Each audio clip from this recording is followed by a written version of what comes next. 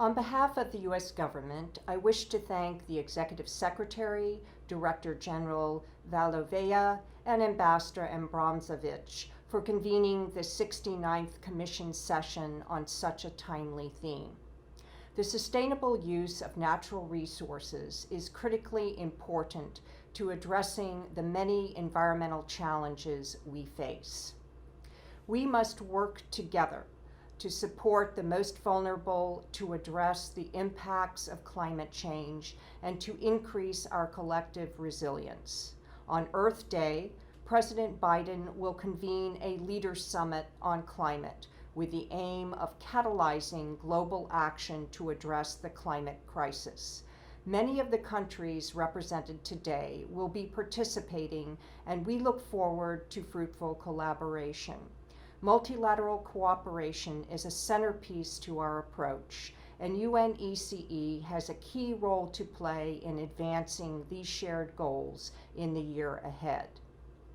Let me outline several areas where we have worked closely with UNECE and where we look forward to working more closely together.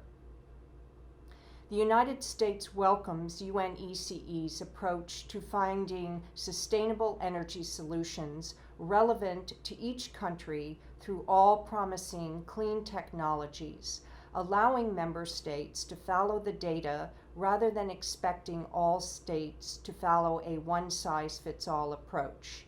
We appreciate the mandate of the Committee on Sustainable Energy to pursue sustainable energy with a view to providing access to affordable and clean energy to all, in line with the UN Sustainable Development Goals.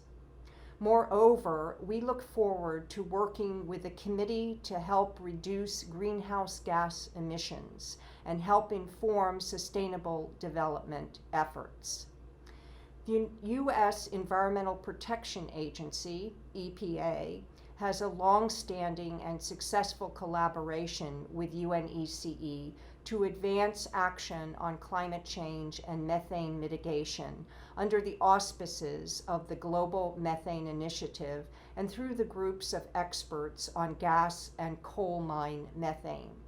We recognize the important role methane plays in driving climate change, and we look forward to hearing more about UNECE's proposal for a decade of methane management.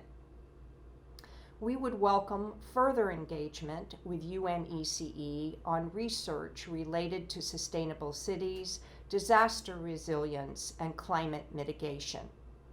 Our Department of Housing and Urban Development, in particular, works on policies to tackle the climate crisis by promoting clean and efficient energy across the building sector. We are very pleased by the progress of our work with UNECE on road and vehicle safety, including on the safety of electric and hydrogen vehicles and the transport of hazardous materials and automated vehicle guidance.